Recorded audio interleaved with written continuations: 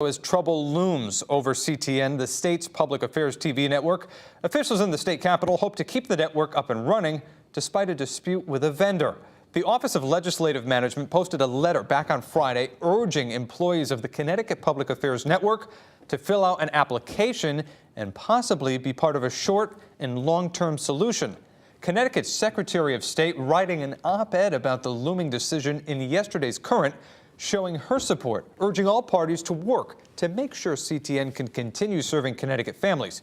We spoke with the Secretary of the State, Denise Merrill, yesterday morning about what she wrote in the Current. Here's what she had to say. This is your window into government, and that's why I think it's so tragic if they close that, because then you would have no option except to come up in person to the state capitol to watch what goes on. Secretary of State also reminding residents about Election Day. That's coming up on Tuesday. She was stressing the importance of local elections. It is really sad, and I think it reflects the fact that people move a lot more than they used to, and maybe they're not as tied to their local community. What I've noticed is this year there are a lot of new people running for office, particularly things like Board of Ed, Planning and Zoning Commission. These things really affect your town and your property. Again, a big reminder, go out and vote. Those local elections matter. Election Day is this Tuesday. For more details on how you can vote, visit our website, fox61.com. Also, you can download our free Fox 61 News app. The NYPD is now building a case to bring criminal charges against Harvey Weinstein. 33-year-old Boardwalk Empire actress Paz de la Huerta says Weinstein raped her 2 times in 2010, and accounts what happened are now credible. De la Huerta says she's working with police and Manhattan District Attorney to gather evidence. More than 60 women have now accused the Hollywood producer of sexual harassment or assault.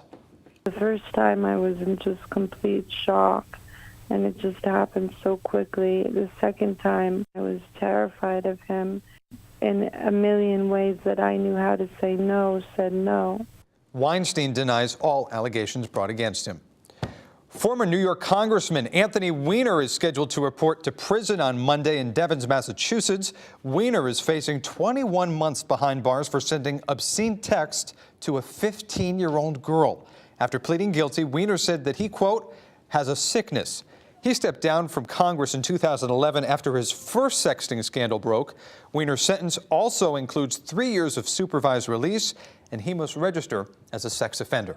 Meantime, House Speaker Paul Ryan pushing for sexual harassment training on Capitol Hill. Ryan made the suggestion in a letter to members of staff of the House of Representatives. He encouraged them to lead by example and mandate training for their staffs, saying people working in those offices should feel safe. Still to come here on the Fox 61 Morning News, lots to get to as we're taking a live look over New Haven. All your top stories and more, plus a check of the forecast when we come right back.